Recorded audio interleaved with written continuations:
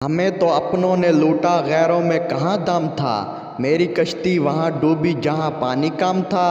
बीवी बोली तुम तो थे ही गधे, तुम्हारे दिमाग में कहाँ दम था। वहाँ कश्ती लेकर ही क्यों गए थे जहाँ पानी कम था। उस्ताद दो सगे भाइयों से बोला, तुम दोनों ने अपने वालिद का नाम मुख्तलिफ क्यों लिखा है। एक भाई बोला, एक जैसा लिख देते तो आप कहते कि तुमने नकल की है। बीवी बोली, फर्ज करो अगर मैं तुम्हारी हर बात मानूं और समझूं तो। शौहर हंसते हंसते ज़मीन पर गिर गया। बीवी बोली, क्या हुआ। शौहर बोला, मुझसे तो फर्ज भी नहीं हो रहा।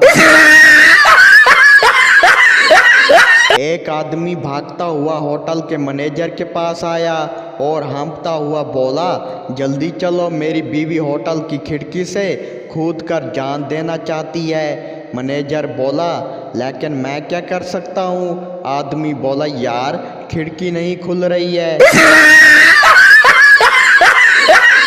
दो लड़कियां बस में सीट के लिए लड़ रही थीं। कंडक्टर बोला, क्यों लड़ रही हो। जो उम्र में बड़ी है वो बैठ जाए।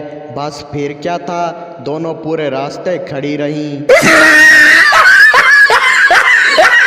एक पठान पुलिस स्टेशन आया और बोला, मुझे गिरफ्तार कर लो, मैंने अपनी बीवी के सर पर डंडा मार दिया है। पुलिस वाला बोला, वो मर गई है क्या। पठान बोला, नहीं, वो तो बच गई है और अब वही डंडा लेकर मेरे पीछे आ रही है।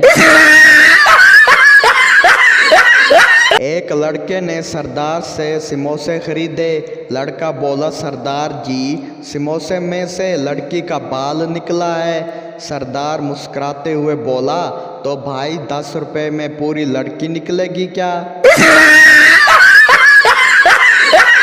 खावंद ने बीवी से पूछा, शादी से पहले तुम्हारा कोई आशिक वाशिक था। बीवी खामोश रही। खावंद फिर बोला, मैं इस खामोशी को क्या समझूं।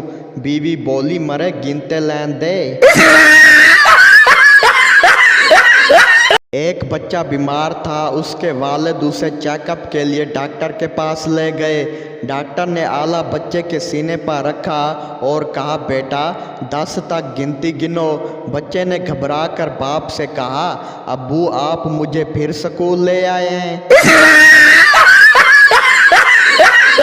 सरदार दरख्त से उल्टा लटका हुआ था। किसी ने पूछा, क्या हुआ। सरदार बोला, यार सर दर्द की गोली खाई है, कहीं पेट में ना चली जाए।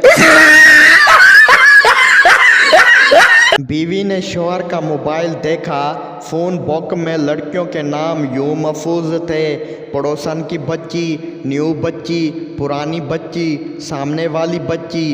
बीवी को तजस्सुस हुआ कि मेरा नाम इन्होंने किस नाम से महफूज किया है।